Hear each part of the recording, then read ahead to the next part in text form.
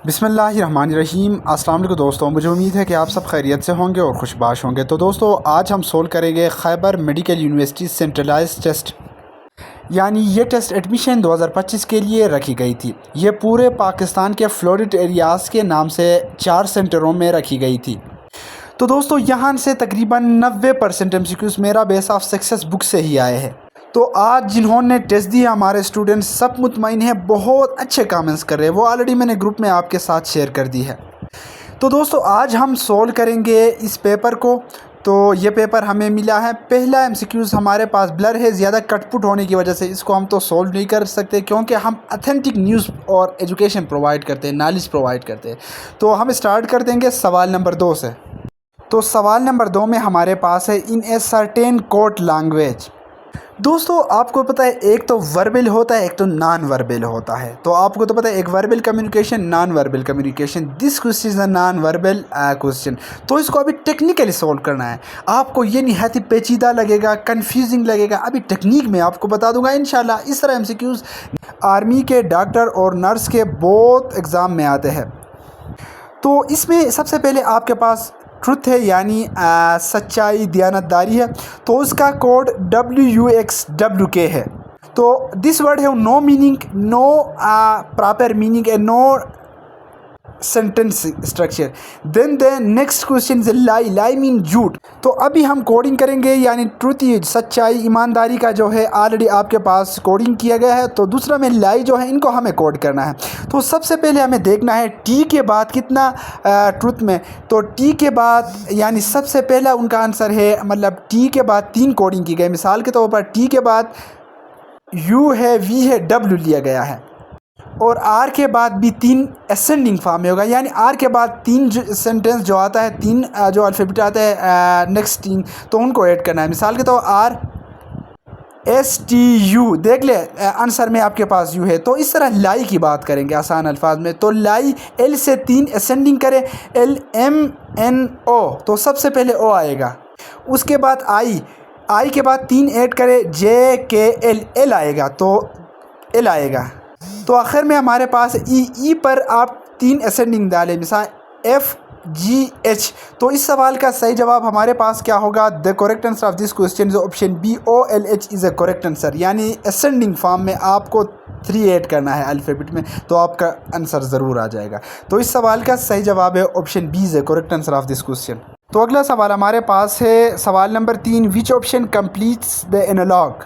तो एनालॉग को हमें पूरा करना है। एनालॉग ये भी ISSB में जिन्होंने टेस्ट दी है, कैप्टन कमीशन का आर्मी में या लेक्चरर का, उनको तो कंफर्म पता होगा ये किस तरह MCQ से। तो इसमें हमारे पास है बुक नॉलेज प्रोवाइड करता है, वेपन हमें क्या प्रोवाइड कर देगा आपको पता है? Weapon provide us defence. जिस मुल्क के पास अच्छा वेपन हो उनका डिफेंस भी मजबूत होगा। तो इस सवाल का सही जवाब है option D is the correct answer of this question. तो अगला सवाल हमारे पास है सवाल number 4, what is the name for a group of work that contains a subject and verb but does not express A complete thought. तो दोस्तों, इस सवाल का सही जवाब है ऑप्शन बी, यानी ये डिपेंडेंट क्लास होने चाहिए थे। ये सवाल थोड़ा गलत ली गई, कंफ्यूज मत हो जाओ। ये क्लास तो इसके साथ रिलेटेड है, मगर ये dependent class which depend another sentence, they cannot independent stand and cannot give proper meaning। तो इसका सवाल का ऑप्शन यूँ होना चाहिए कि डिपेंडेंट क्लास होना चाहिए था। तो इस सवाल का सही जवाब है option B is correct answer. वैसा क्लास इनके साथ लिंक करता है। अगला सवाल हमारे पास है सवाल number 5, what is the term for a sentence that give command और मेक ए रिक्वेस्ट। तो दोस्तों, सेंटेंस के मुख्तलिफ स्ट्रक्चर होते हैं। इनमें से हमारे पास स्टेटमेंट सेंटेंस होता है, पॉजिटिव सेंटेंस, ऑपरेटिव सेंटेंस, वो तो ऑलरेडी मैंने लेक्चर फॉर्म में आपको सिखाया है।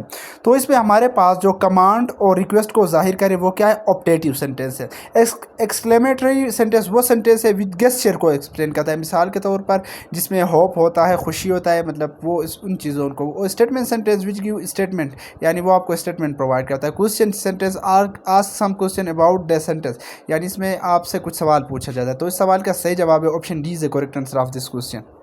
तो अगला सवाल हमारे पास है, what is the figure of speech in which two unlike thing are compared using like or as. तो दोस्तों ये सवाल हमारे फिगर ऑफ स्पीच के टॉपिक से आया है। फिगर ऑफ स्पीच एक इम्पॉर्टेंट टॉपिक है अंग्रेज़ी के। तो इसमें ये पूछा जा रहा है दो चीज़ें जो उनका ना शक्ल मिलता है, यानी वो एक दूसरे के साथ मिलता नहीं मगर उनका कंपैरिजन होता है एज़ और लाइक को यूज़ करके। मिसाल के तौर पर हम ये कहते हैं वो लड़की जो है खूबसूरत है चाँद जैसी, as a moon. This girl is beautiful like a moon as a moon. तो इसमें हम क्या करते हैं, कंपेरिजन करें। लड़की अलहदा है, मून अलहदा है। मून बेजान चीज़ है और लड़की जानदार चीज़ है। इनको हम कंपेयर करते हैं, तशबीह देते हैं यूज़ करके एज और लाइक। तो इसको हम क्या कहते हैं, सिमिली कहते हैं। तो इस सवाल का सही जवाब है option B is the correct answer of this question. अगला सवाल हमारे पास है सवाल नंबर 8। What is the term of a sentence that express strong emotion or surprise? मैंने ऑलरेडी ऊपर आपको बताया है। स्ट्रांग इमोशन और सरप्राइज चीज़ों को यानी वो बयान करे तो उसे हम क्या एक्सक्लेमेटरी सेंटेंस कहा जाता है। मिसाल के तौर पर हुर्रा, बाज़ वक्त हम ये कहते हैं ना, हाय वो मर गया, हाय वो जीत गया, या इस तरह हम अल्फाज इमोशनली बयान करते हैं तो उस सेंटेंस को हम क्या कहते हैं, एक्सक्लेमेटरी सेंटेंस कहते हैं। तो इस सवाल का सही जवाब है option C is the correct answer of this question. अगला सवाल हमारे पास ये भी हमारे वर्बल है। A train run at 90 kilometre, यानी जो ट्रेन है वो दौड़ रहा है, रेल जो है दौड़ रहा है 9 किलोमीटर पर हार, यानी 1 घंटे के अंदर 90 किलोमीटर 90 किलोमीटर 1 घंटे के अंदर सफ़र कर रहा है। It cross a pole in 20 second, what is the length of the train, यानी एक पोल को जो है करता है, क्या करता है, वो क्रॉस करता है, तो लेंथ कितना होगा इस ट्रेन का। तो इस सवाल का सही जवाब है, शॉर्टकट बता दूंगा, इस सवाल का सही जवाब option B is correct answer 500 metre होगा। तो सवाल नंबर 10 में हमारे पास है the excited state which persist for unusual longer period of time is called। तो इस सवाल का सही जवाब है मी टेस्टिबल स्टेट। तो option C is the correct answer. दोस्तों ये वीडियो लंबा होने जा रहा है क्योंकि मैं एक्सप्लेनेशन दे रहा हूँ। ये इस टेस्ट के लिए भी आपके लिए इन्फॉर्मेटिव रहेगा, आपको अंदाज़ा होगा। और जितने भी टेस्ट आ रहे हैं अंग्रेज़ी का तो कंपलसरी है, हर टेस्ट के लिए निहायत ज़रूरी है। ये वीडियो देखें तो इंशाल्लाह नेक्स्ट पार्ट में बहुत जल्द अपलोड करूँगा वीडियो लंबा होने की वजह से। तो इस चैनल को सब्सक्राइब कर दे, कमेंट्स में अपने नए ख्यालात का इजहार करें।